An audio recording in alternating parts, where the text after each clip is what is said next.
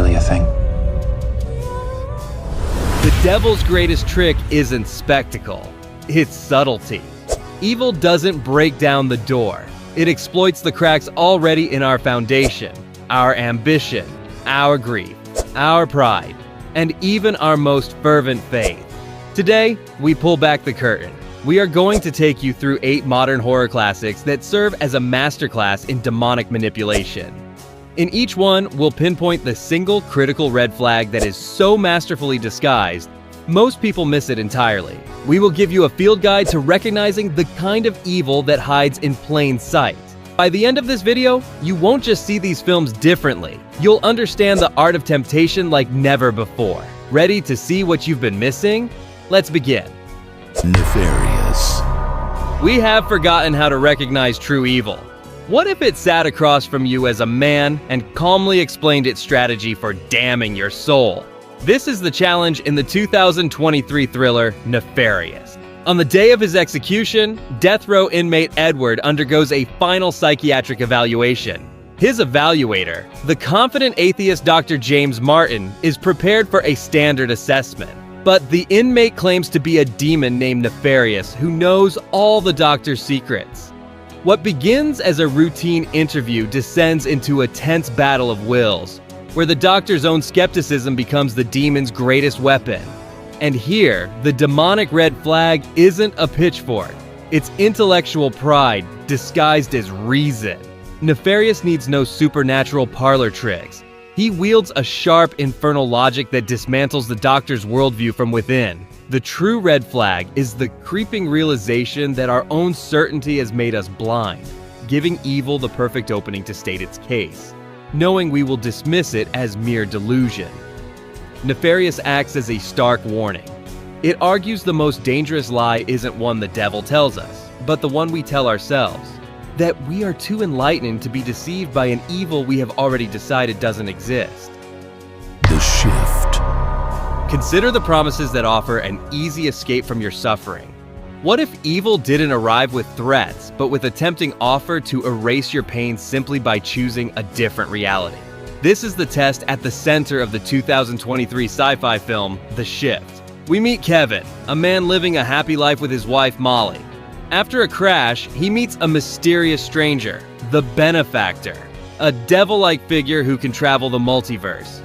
The Benefactor banishes Kevin to a grim, totalitarian reality where faith is outlawed. Now, Kevin must fight for survival, desperately seeking a way back to the woman he loves. It's in this hopeless world that the true danger reveals itself, as a tempting whisper of relief. The demonic red flag is the offer of an easy way out. The Benefactor promises an end to Kevin's suffering, offering him power, wealth, and even a new, compliant version of his wife. This deception works by reframing unwavering faith as pointless pain. The flag is that quiet, reasonable voice suggesting you should stop enduring and simply accept a deal that trades eternal hope for immediate comfort. The Shift serves as a modern parable on the Book of Job, warning that evil's most convincing argument is the quiet offer of a world without pain, if only we are willing to trade our faith for it. The Exorcism of God. Consider that your past sins don't just haunt you, they give evil a key to your door. This is the agonizing reality in the 2021 horror film, The Exorcism of God. We meet Father Peter Williams, a priest hailed as a living saint for his charity work in a small Mexican town. But his revered reputation is built on a lie. 18 years prior, during a dangerous exorcism, he was briefly possessed and committed a terrible, unforgivable sin. Now a demonic plague is returning, forcing him to confront the very evil that first compromised his soul. The true horror of this story takes root in the festering wound of personal guilt. The demonic red flag is the unconfessed sin that becomes a permanent foothold for evil. The demon doesn't need to break down the door. Father Peter's own shame and fear of exposure do the work for him. The darkness masterfully exploits his secret, twisting his good deeds into a desperate penance and turning his very soul into a prison, forever haunted by the ghost of his own transgression. The Exorcism of God is a brutal warning, suggesting the most terrifying possession is of the conscience. It argues no good deeds can save us if we refuse to confront the darkness we carry within ourselves. The Devil's Advocate. We follow Kevin Lomax, a brilliant and undefeated defense attorney from Florida whose ambition is legendary. His talent catches the eye of a prestigious New York City law firm run by the powerful and enigmatic John Milton. Milton offers Kevin a life beyond his wildest dreams, an incredible salary, a stunning apartment, and a place among the elite. The only catch? He must maintain his perfect winning record no matter the moral cost. The true genius of the deception here is how it camouflages damnation as a corner office. The demonic red flag is unchecked ambition. The devil doesn't need a pitchfork when he can offer prestige, power, and the sweet taste of victory. Milton never forces Kevin's hand. He simply provides the opportunities and the justification. He knows Kevin's own pride and insatiable desire to win will compel him to compromise his morals, one not guilty verdict at a time. The danger is the creeping realization that you are succeeding only by becoming a version of yourself you no longer respect. The Devil's Advocate serves as a chilling, timeless warning. It argues that the path to hell is often paved with our own celebrated virtues when they are allowed to operate without a conscience or moral compass. Exorcism of Emily Rose. The story begins with a gavel. A man of God is on trial for murder. His case a battle between two worlds, medicine and miracles, psychosis and possession. This is the gripping crossroads of the 2005 film, The Exorcism of Emily Rose. We are thrust into the trial of Father Moore, charged with negligent homicide after 19-year-old Emily Rose died during an exorcism. His agnostic lawyer defends his spiritual actions against a prosecution arguing for a medical explanation. They claim Emily was simply a victim of epilepsy and psychosis, and that the priest's ritual is what ultimately killed her. This film puts our modern worldview on trial, its demonic red flag being the cold arrogance of reason. The danger lies in the court's refusal to acknowledge a spiritual reality.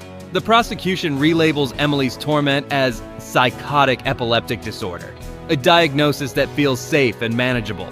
This certainty of science becomes a blindfold, dismissing a spiritual crisis as a medical anomaly, and leaving a soul vulnerable while the mind is simply medicated. The Exorcism of Emily Rose offers no easy answers. It's a haunting reminder that in the clash between faith and reason, our conviction that we know everything may be the very thing that blinds us to the terrors just beyond our understanding. The Witch. Picture this. You are utterly alone, cast out into the wilderness. Your only shield is your faith. But what if your faith becomes the very weapon that destroys you from within? This is the terrifying heart of the 2015 folk horror masterpiece, The Witch. A 17th century Puritan family is exiled from their colonial plantation due to the father's intense religious pride. They build a new life on the edge of an imposing forest, determined to prove their purity to God.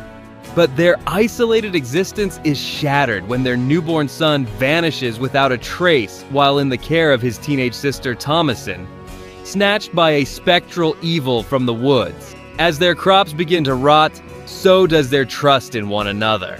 The true demonic red flag here is the family's own suffocating piety turning into a poison. Their obsession with sin becomes a lens through which they see only darkness in each other. The frantic prayers and paranoid finger-pointing all mask the deeper horror. They are a family devouring itself, and their own religious fervor is the knife in each of their hands. The Witch is a chilling folktale that warns how blind faith, when twisted by fear and isolation, doesn't protect you from evil. Instead, it can become the very thing that opens the door and invites the darkness inside to feast. Hereditary. The most dangerous lie is the one we tell ourselves to survive unbearable pain. We call it grief, we call it trauma, but it might well be a door left open for something to come inside. We are talking about Ari Aster's 2018 film, Hereditary. The story begins with the death of a secretive matriarch, leaving her daughter Annie and her family to navigate a fractured, unsettling mourning period. The home is already thick with unspoken resentments and a history of mental illness. But when a second, unspeakable tragedy strikes, the family's private pain begins to unravel, revealing something far more sinister at play than just sorrow. The true terror here is the emotional decay from within. The demonic red flag is the exploitation of trauma. The supernatural forces at play are invited through the door by the family's inability to confront their pain together. Evil finds its foothold in their sorrow. It masterfully turns their guilt and rage against one another until the very concept of home becomes a source of unbearable dread.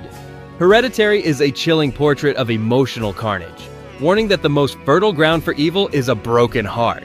It argues that the demons we fail to confront within our own families can leave us vulnerable to the ones waiting outside.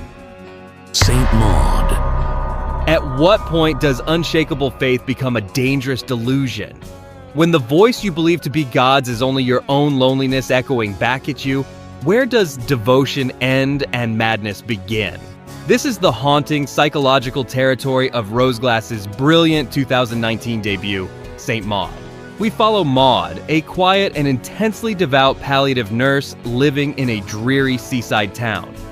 A recent and zealous convert to Catholicism, she believes she has been saved for a higher purpose. She takes a new assignment caring for Amanda, a famous terminally ill dancer living a life of hedonistic defiance. Maud quickly decides her sacred mission is to save her soul from damnation, by any means necessary. The horror in this film is a slow crawl into a shattered psyche. The red flag is a faith born of trauma and profound isolation. Maud's desperate need for a divine purpose makes her dangerously unreliable. Is the ecstasy she feels the touch of God or a psychological break? Evil doesn't need to whisper in her ear when her own fervent prayers demand a sign, any sign, to justify her increasingly disturbing actions.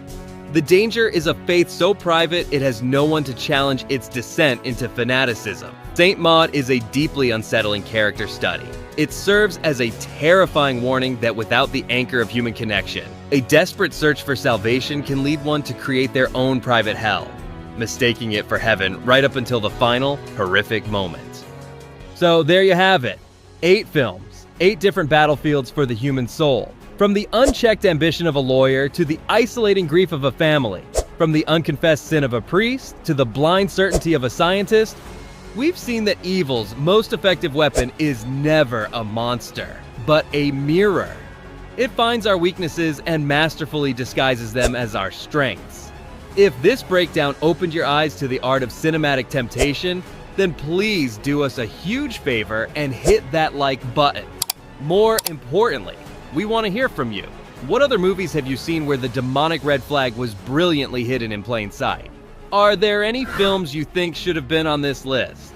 Drop your suggestions in the comments below. We release new Christian movie reviews regularly. To make sure you are notified the moment a new review drops, be sure to subscribe and click notification bell. And if you are ready for even more Christian movie reviews, watch this video we created for you.